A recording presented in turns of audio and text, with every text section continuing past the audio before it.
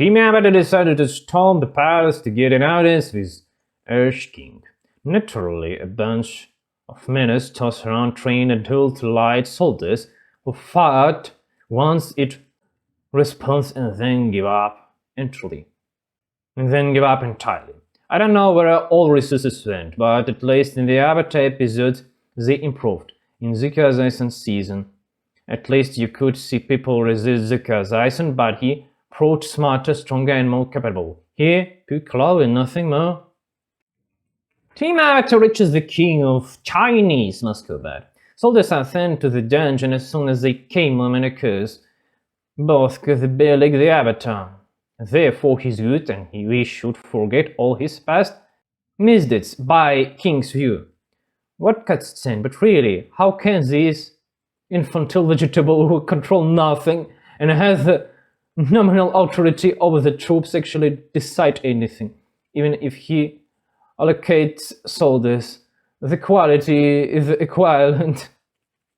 Level 1 mobs and trait unorganized riffraff was won by high-ranking specialists who know how to structure forces. Remember the first season, the top-level soldiers are in Fortress Garrison. The garrison could have beaten and captured the Avatar and Zuka's Aizen if Fullmetal Zhao had not assigned his own needs to guard the Avatar.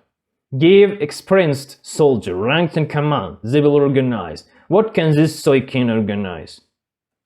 Team Avatar report the war to the Emperor of China. The Emperor doesn't believe them. Instead of showing the complexity and nuance, they decided to make everything as stupid as possible. Long Feng is revealed to be hiding the war. A more nuanced depiction would have shown Long Feng waging war on the Emperor's behalf, giving false assurances that everything is under control, while his reality is more complicated. But the show chooses simpler than past. Why hype Long Feng and Dai Li as clever and smart if they eventually flush it down the toilet? A truly nuanced scenario.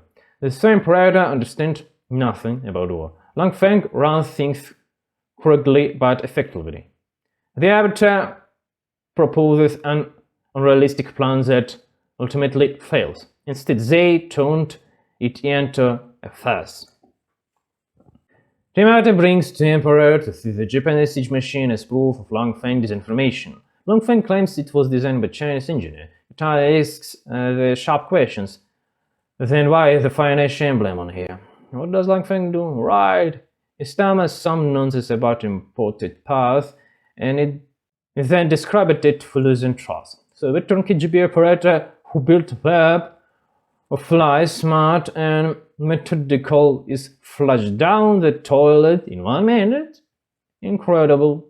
No further comments. Why hype him at all if this is the outcome?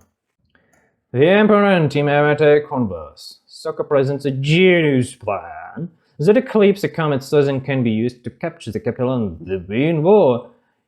He will see why Long Feng rejected it. To storm the capital requires forces he simply doesn't have. He refuses the one-day offensive. The Emperor agreed.